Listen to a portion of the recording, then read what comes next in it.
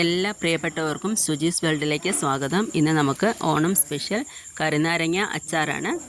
അപ്പോൾ അതിന് നമുക്കൊരു വലിയ നാരങ്ങയാണ് കിട്ടിയിരിക്കുന്നത്. അത് ഞാൻ മുറിച്ചെടുത്തിട്ടുണ്ട്. അതിൻ്റെ ഉൾവശം ഇതേപോലെ ഇരിക്കും. നമുക്കത് ചെറിയ പീസുകളായിട്ട് മുറിച്ച് എടുക്കണം. അതിലേക്ക് ഉലുവാപ്പൊടിയും മഞ്ഞൾപ്പൊടിയാണ് വേണ്ടത്. അപ്പം ഞാനതിന് ഉലുവ ഇതേപോലെ വറുത്ത് പൊടിച്ചെടുക്കുന്നുണ്ട്. വെറുതെ ചീനച്ചട്ടിയിലിട്ട് ആ പരുവത്തിൽ മൂത്ത് കഴിയുമ്പോഴാണ് പൊടിക്കേണ്ടത്. പിന്നെ വെളുത്തുള്ളിയാണ് നമുക്ക് വേണ്ടത്. ഇത് കറിനാരങ്ങ അരിഞ്ഞിട്ടുണ്ട്. അതിലേക്ക് ഉലുവാപ്പൊടി, ഉപ്പ്, മഞ്ഞൾപ്പൊടി ഇത്ര ഇട്ട് പുരട്ടി വെച്ചിരിക്കുകയാണ്. നിങ്ങൾക്ക് പാചക വീഡിയോകൾ ഇഷ്ടപ്പെടുന്നുണ്ടെങ്കിൽ ചാനൽ ലൈക്ക് ചെയ്യുക, കമൻറ്റ് ചെയ്യുക, സബ്സ്ക്രൈബ് ചെയ്യുക, കൂട്ടുകാരിലേക്ക് ഷെയർ ചെയ്യുക കൂടി ചെയ്യണം. ഇപ്പോൾ ഉരുളി അടുപ്പിൽ വെച്ചിട്ടുണ്ട്. കടുക് പൊട്ടി. ഇനി ഇതിലേക്ക് നമുക്ക് വെളുത്തുള്ളി, പിന്നെ കാന്താരിയാണ് നമ്മൾ എരിവിന് ചേർക്കുന്നത്. ഒരു പിടി കാന്താരി ഞാൻ എടുത്ത് കഴുകി വെച്ചിട്ടുണ്ട്. ഇത് വെളുത്തുള്ളി ഇട്ടു.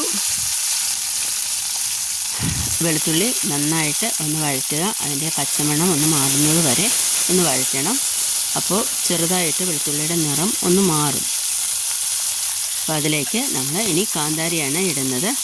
കാന്താരി ഒരു പിടി നിറയെ കാന്താരിയുണ്ട്. കാന്താരിയാണ് ഇതിൻ്റെ എരിവിന് നമ്മൾ ടേസ്റ്റിന് എടുക്കുന്നത്. അപ്പോൾ നമുക്കതൊന്ന് ഇളക്കി നോക്കാം. നന്നായിട്ട് കാന്താരിയുടെയും വെളുത്തുള്ളിയുടെയും പച്ചമണം മാറണം. അപ്പം അതിലേക്ക് നമുക്ക് ഉപ്പിട്ട് കൊടുക്കണം.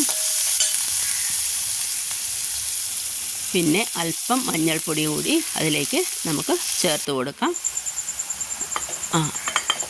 അതിനുശേഷം അരിഞ്ഞു വെച്ചിരിക്കുന്ന കറിനാരങ്ങ കൂട്ട്, ഉലുവാപ്പൊടി ഉപ്പുമൊക്കെ ഇട്ട് വെച്ചിരിക്കുന്നതാണ്. അത് ഇതിലേക്ക് ചേർത്ത് ഇളക്കി കൊടുക്കാം. അധികം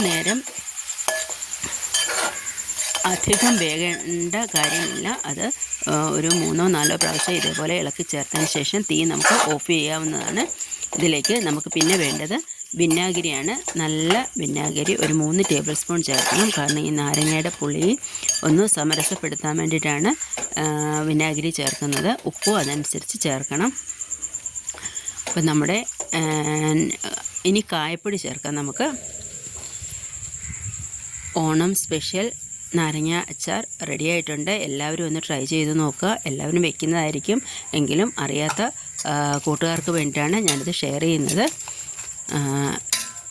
ഇനി പോരെങ്കിൽ ഉലുവാപ്പൊടിയോ കായപ്പൊടിയോ ഉപ്പോ ഒക്കെ നമുക്ക് ചേർക്കാവുന്നതാണ്.